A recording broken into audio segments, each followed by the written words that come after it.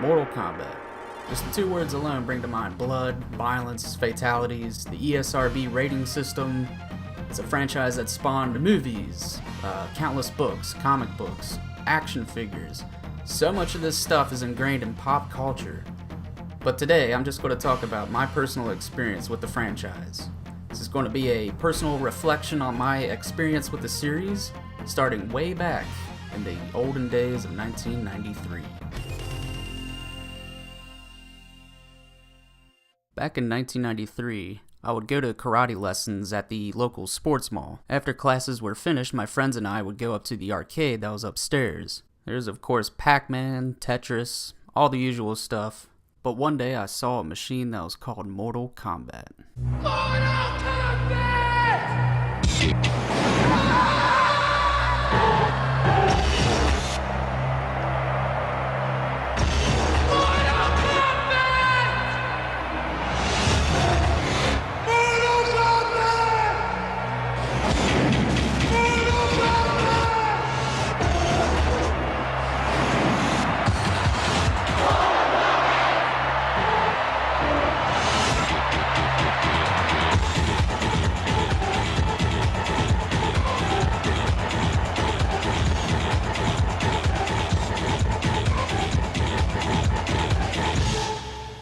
Unfortunately, I don't remember much of the first Mortal Kombat in the arcade.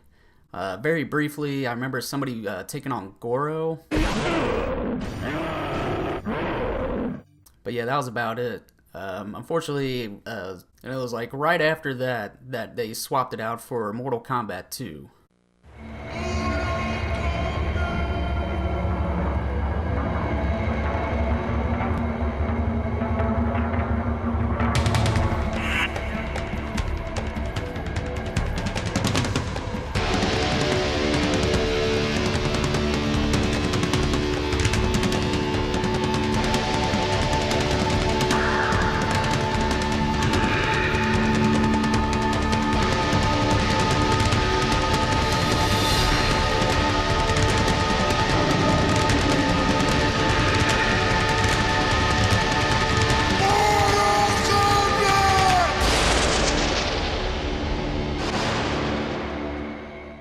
Mortal Kombat 2 was my first time actually playing a game at the arcade, at least something like that, versus just standing around just watching other kids take on the CPU ladder. Me personally, I can never get that far on the thing.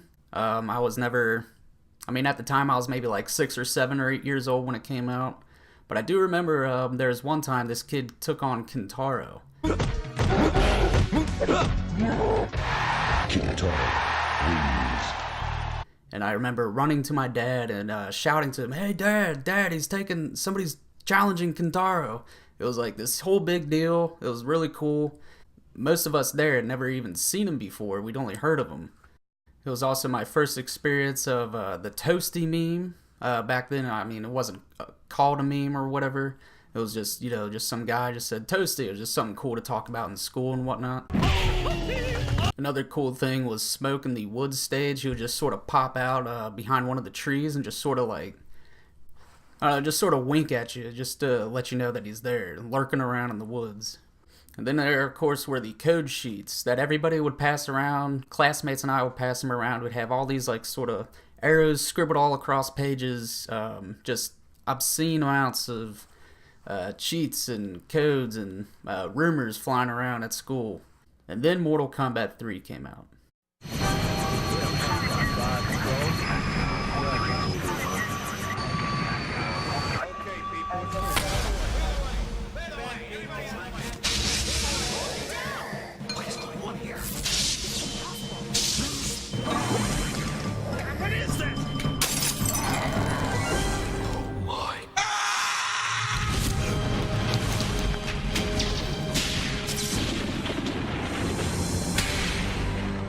Now, until then, Mortal Kombat for me was just something that I experienced up at the arcades. But with Mortal Kombat 3, that's something that I finally bought on my Super Nintendo at the time. And that's when Mortal Kombat really dug itself into me. I remember I had the strategy guide, had at least most of the figures. A buddy of mine, I never got Goro, which was one thing that I really wanted. I had Liu Kang, Scorpion, Shang Tsung, Sonya Blade, Johnny Cage, all those guys. Never had Goro. A friend of mine did have Goro. And when I saw him, I just blew my mind. So as you can see, here are my remaining Mortal Kombat action figures. You got Liu Kang, Johnny Cage, Shang Tsung, and Scorpion, who I guess took one too many fatalities. Finish him.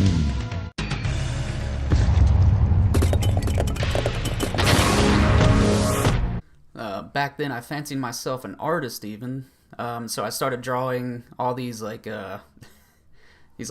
still snapshot kind of deals of just Mortal Kombat fights going on. I even drew like the health bars up at the top, and the fighters side by side, just doing various fighting poses and whatnot. I tried to find some of those. I couldn't find any of them at my parents' house, so if I ever get a hold of them, I'll definitely have to post that up on Twitter or something somewhere. There was even this one time in school, a buddy of mine, it was in I think it was 3rd grade, so like around 95 or so, and our teacher asked us, what's another name for I don't know, just something really cold. And so my friend and I joked with him. I'm like, oh hey, watch this. So I raised my hand and I told her, hey, so here's one, Sub-Zero. And she's and I thought I would get in trouble or something, but she's like, oh, that's cold. That's cold. Now, I didn't notice it at the time, but with Mortal Kombat 3, that's the first time they actually brought in the warning system, where they had that warning screen at the beginning there. This was a direct result of all the commissions around the violence, the so-called, the violence in Mortal Kombat 1 and 2. Cold-blooded murder is making Mortal Kombat the most popular video game in history. Kids relish their victory and their bloody choice. Should they pull out their opponent's heart, or simply rip his head off just to see his spinal cord dangle in a pool of blood? How do you feel about cutting his head off? After a $10 million advertising campaign, Mortal Kombat, debuting in home video today, is expected to sell 2 million copies at $50 a pop. A horrifying possibility for parents who can't believe the game makers are fantasizing about decapitation and murder. I don't think they'll have this at home, no. You don't think so? A little bit you too look violent. a little startled. Yeah, it's a little too violent, I think. That's pretty bad. That's just plain gross. Furthermore, advanced technology allows digitized video of real martial arts actors, making the action look real and not as cartoony. In fact, Mortal Kombat so shocked the managers at a nationwide arcade chain that they tried a sanitized version of the game. Instead of chopping the opponent's head off, he simply disappears. Sales dropped 40%. They came up and said, what'd you do to the game? It's no fun anymore. Kids are saying chill out to worried parents. I think TV personally influences more than a video game. A video game is a video game. The bottom line, parents wonder if kids can separate fantasy from the real thing. Wait until they get out in a situation where they're fighting, and then they'll think about this and try to make it real. But game makers are saying that games are going to become more visually violent and more sexually violent as adults buy more video games. I mean, it's a big money market, $50 to $60 a pop. Plus, some of the critics say, or they at least concede, that parents have to be there in order to pay for the game, so at least there's some discretion there. And game makers are also talking about a new rating system similar to the movies. We'll see what happens. I'm Carol Lynn reporting live from Northridge. Back to you.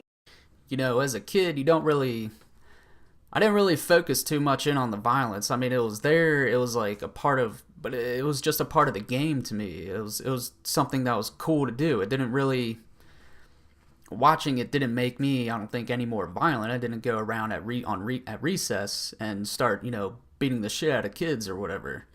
It was just, the fatalities, punching, uppercutting people into a bed of spikes. Finish him. Reptile wins. Fatality. Like that, it was just cool as hell. And then, oh my god, the movie. It has begun!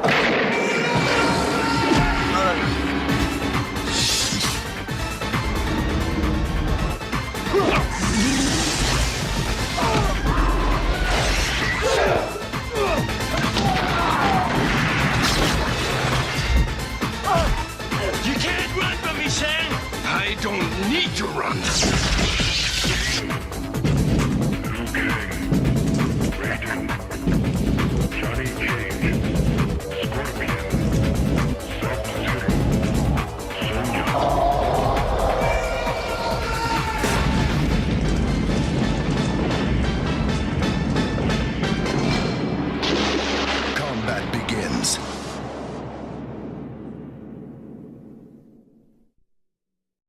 Mortal Kombat movie was everything I wanted. You had all the main characters. Goro was there, Shang Tsung, Liu Kang, all those guys, the main cast. Everything was just larger than life. And even today, it's still one of like the best, probably the best video game adaptations, especially at the time. Coming off such stellar hits as, Super Mario Brothers, Double Dragon, Street Fighter with Jean-Claude Van Damme, who coincidentally, I guess, was the inspiration for Johnny Cage.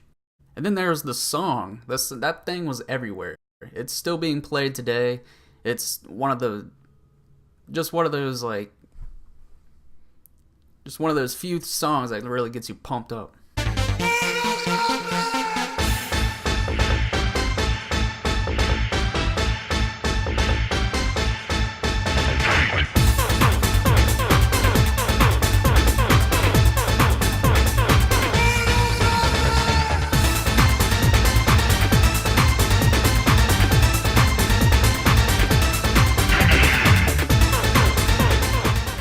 One aspect of the Mortal Kombat movie that I really loved, and I'm so glad they didn't do it in CGI, was Goro.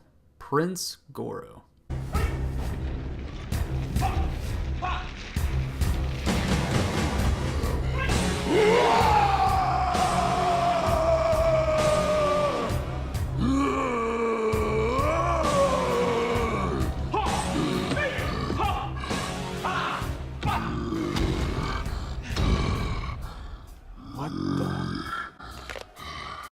In the movie, he just seemed larger than life, an unstoppable force that just literally destroyed anyone that got in his way. Of course, until he came across Johnny Cage. Let's dance.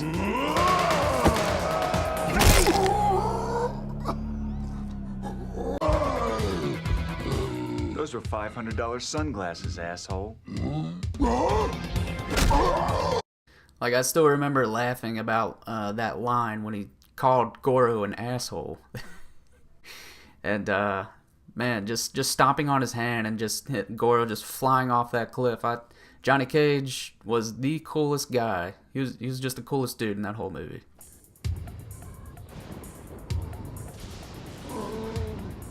This is where you fall down. Then there's this VHS tape I had my mom rent for me at Blockbuster. It was called The Journey Begins.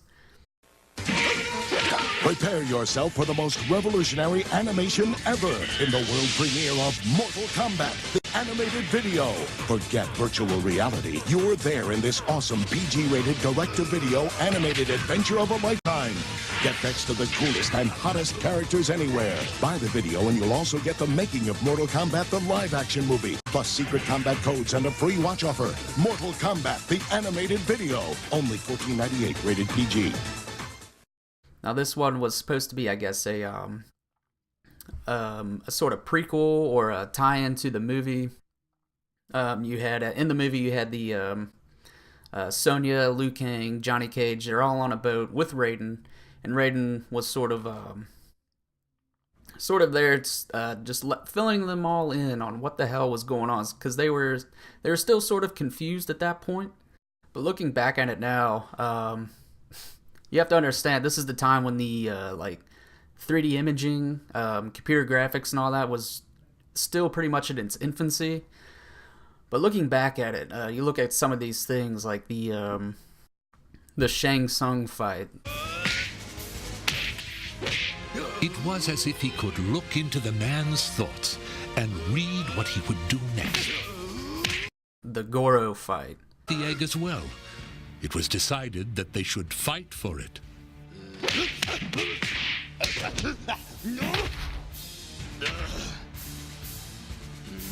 They did not age well, I'll say that. And then the same thing too with the Mortal Kombat movie. You had Reptile. Reptile, definitely one of my favorite parts of the first movie. At the time, him in his reptilian form, he looked cool. He was a reptile, which I'd never really, for some reason, it never clicked for me that he was actually a reptile, just sort of in human form in the games or whatever. But when I saw it in the movie, I was like, oh, okay, he's a reptile. I guess that's where he gets his name from. So I even named, I got an iguana. After that movie, I got an iguana. I named him Reptile because of that. Watch her carefully, Reptile. Keep her away from these humans.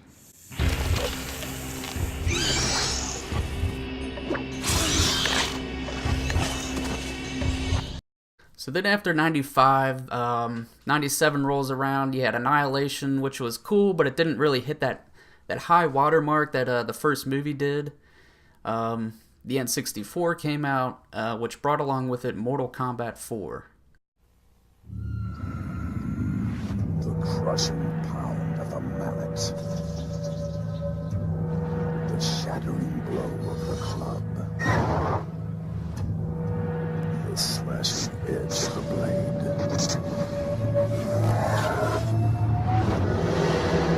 They call to you. Mortal Kombat 4. Darkness is calling. Now, Mortal Kombat 4 for me, it just did not do it at all. Again, 3D was still in its infancy at the time, so it just didn't gel well. Mortal Kombat didn't feel to me like it could be done in three dimensions, if you will. Of course, they would disprove that a few years later with Deadly Alliance, but obviously the technology still wasn't there yet. One thing I'll never forget about MK4 was that move where the one of the characters would just sort of bend the other character's legs backwards. So they sort of look like Xavier the Renegade Angel. You know how he walks around all like horse-legged, whatever, backwards and whatnot. That just always cracked me up. I was just like, what is this? What is this? And then, yeah, again, Annihilation. It just felt like a lot of fan service. Wasn't much else going on. Again, the graphics, the 3D images and all that, just like I call to mind the animality, Liu Kang, when he actually turned into the dragon, which was pretty sweet.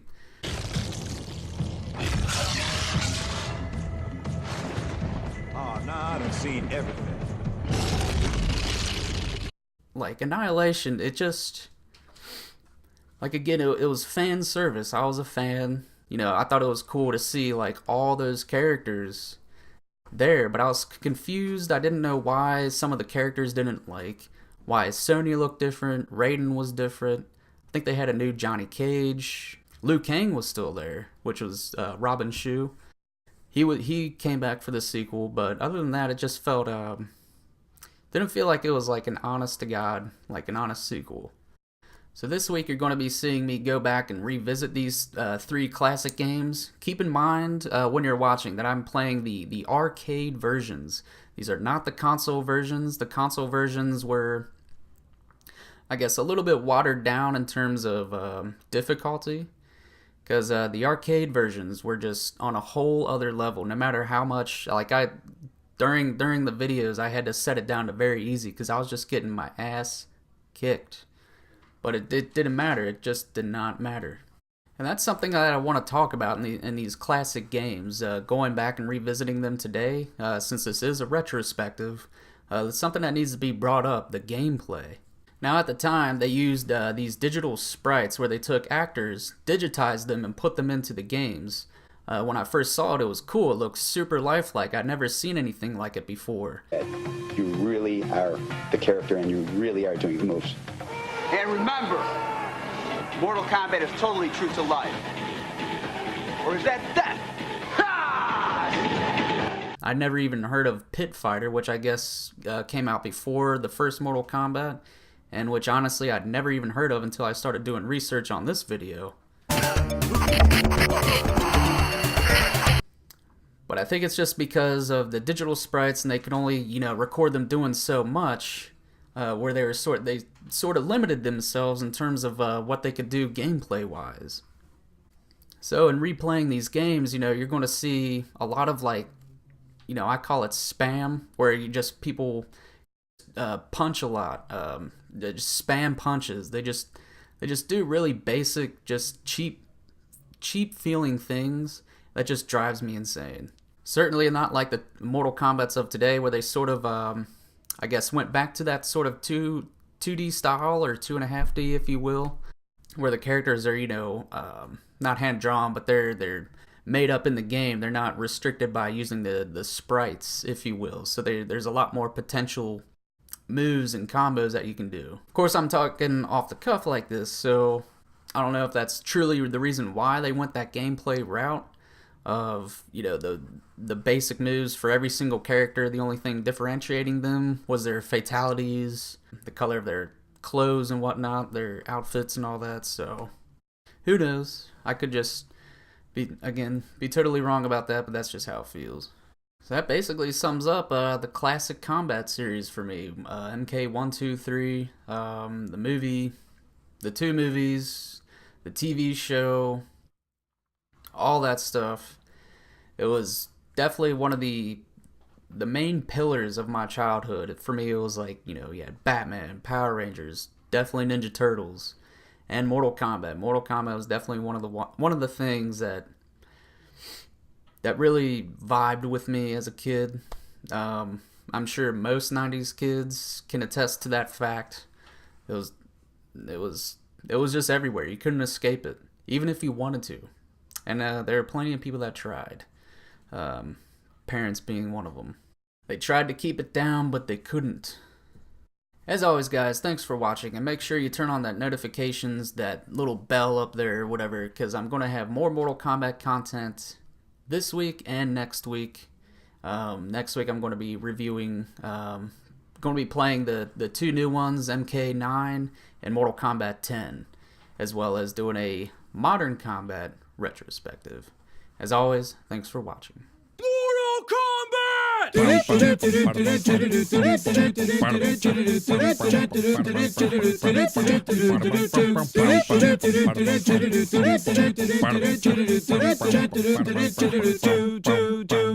Kano, Liu Kang, Raiden.